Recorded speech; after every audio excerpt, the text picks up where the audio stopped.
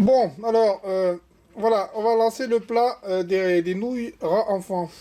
Les nouilles à la mode du raton de Fégara. Voilà ce qu'on a fait. On a pris de la poitrine de porc qu'on a mariné environ 6 heures, mais un peu plus, avec du piment d'Espelette, de l'huile d'olive, du romarin, de l'ail, du sel, coriandre, persil. C'était mariné cette nuit. De la poitrine de porc de boucherie, pas de l'hertage charcuterie, c'est la poitrine de porc de boucherie, c'est épais, c'est pas fumé, c'est pas salé, c'est notre pomme découpée. Là, on a, ce qu'on a là, c'est de l'oignon et de l'ail, carottes, des poireaux, on a aussi, hop, des patates. Les patates, je pense que je vais les mettre là-dedans, là. Hop.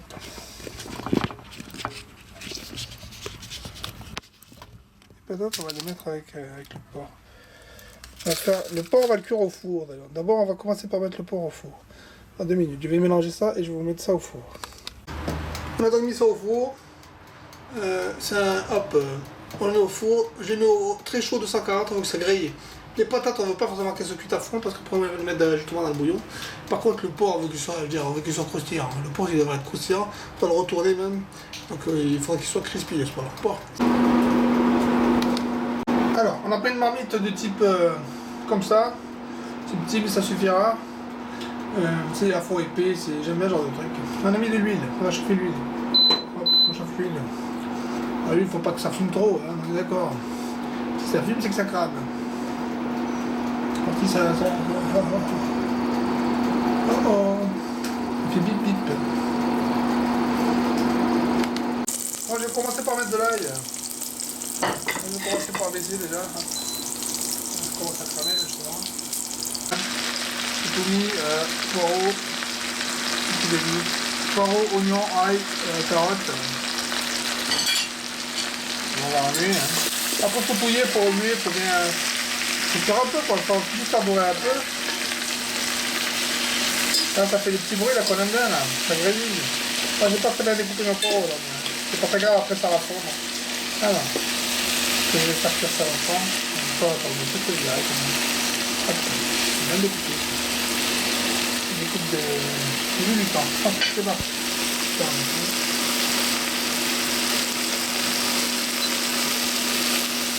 Moi, je vous ai parlé tout ça. On va voir tout ça.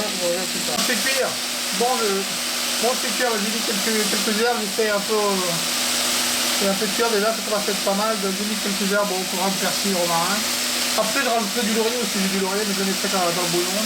Après, à tout à l'heure pour le bouillon. Bon, allez, je fais le bouillon. Je mets de l'eau.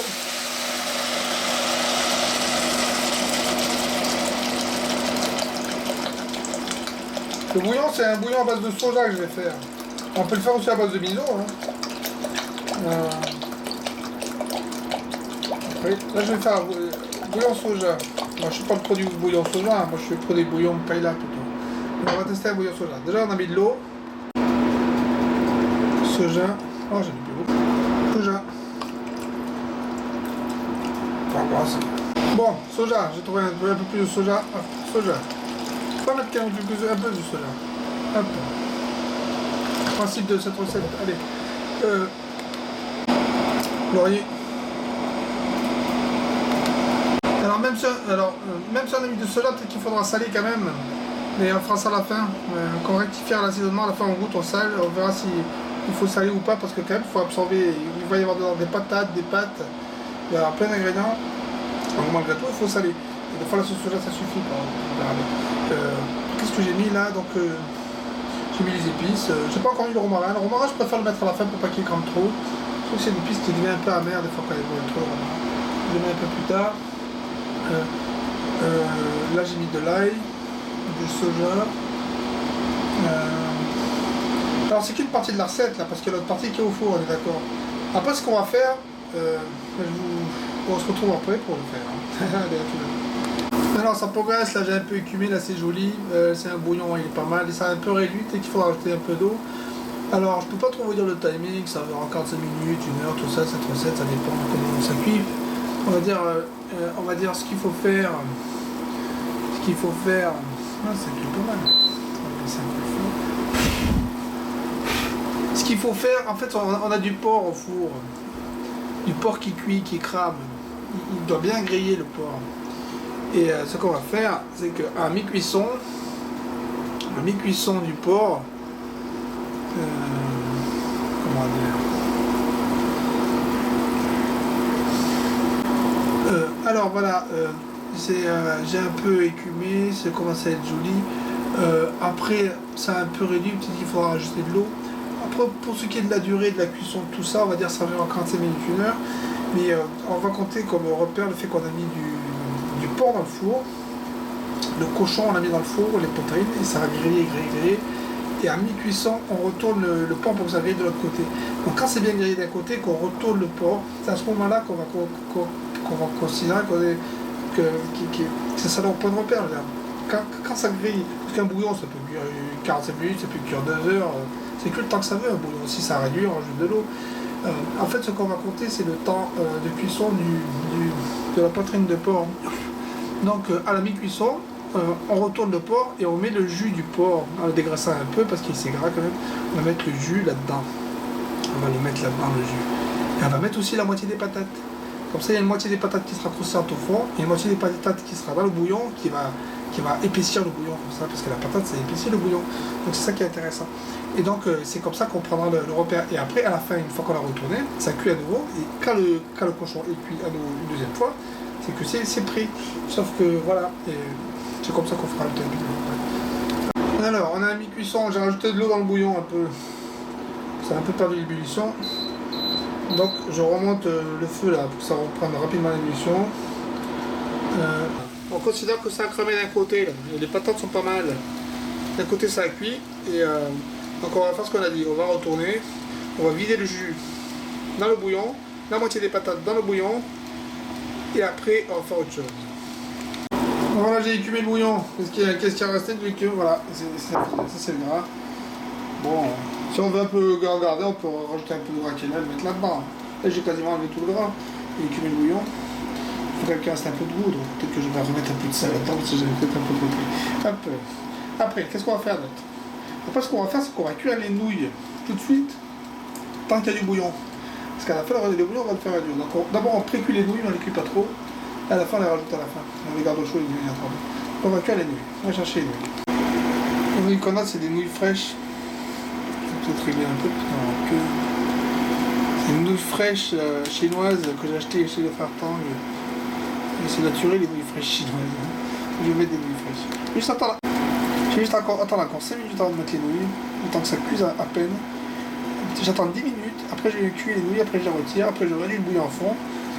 Après, d'abord j'attends 10 minutes avant de mettre les nouilles. Bon, on va essayer de cuire ces nouilles. Bon, je vais les cuire comme ça. Je les mets dans un chinois. Et je mets juste une portion de nouilles dans le chinois, il y a des 4 portions à faire. Sinon je vais pas y arriver. Sinon il aurait fallu cuire ça à part, mais moi j'ai un seul feu, j'ai du mal. Donc je vais faire ça comme ça. C'est parti, je vais cuire. De toute façon, c'est pas longtemps qu'il va cuire. Je vais remuer avec une fourchette, là je vais éteindre. Hop. Voilà, là c'est dans le chinois.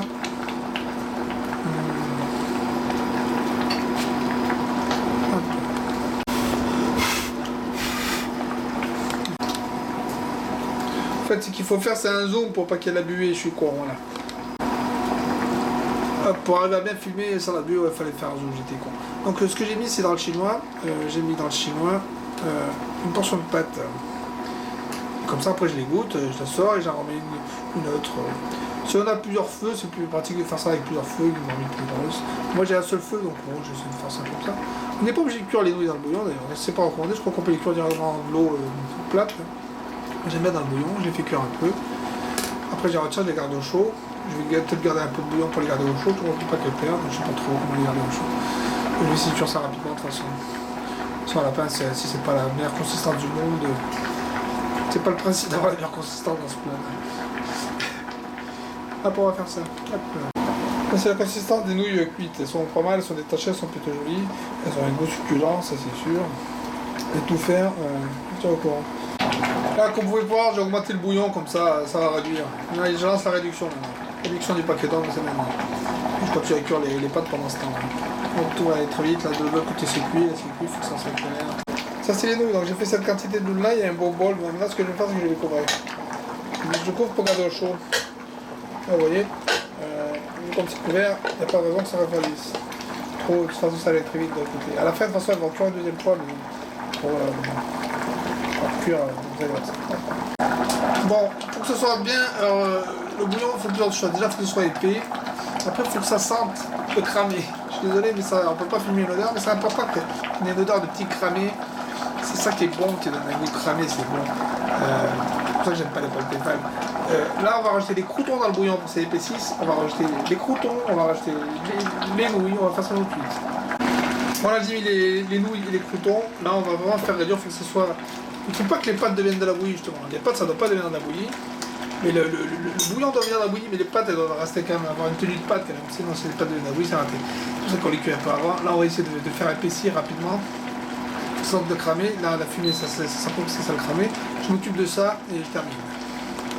De l'autre côté on a ça, là. Ça dans la vie aussi. Alors c'est gras mais le gras on va le laisser dans la poêle. Dans la cage. On va récupérer les patates, on va essayer de les dégraisser. On va récupérer les patates qui sont là. On va récupérer 2-3 tranches de porc. Moi je vais dresser une assiette pour une personne. Et le reste je mangerai plus tard. D'abord on dresse les pâtes. Après, secondo, qu'est-ce qu'on va faire? On va tester un truc un petit peu trash, voir si c'est bien. C'est ça. Je vais tester. Les crispy oignons. On a un peu. Après, on a rajouté des patates, là, des patates qui sont cuites à côté.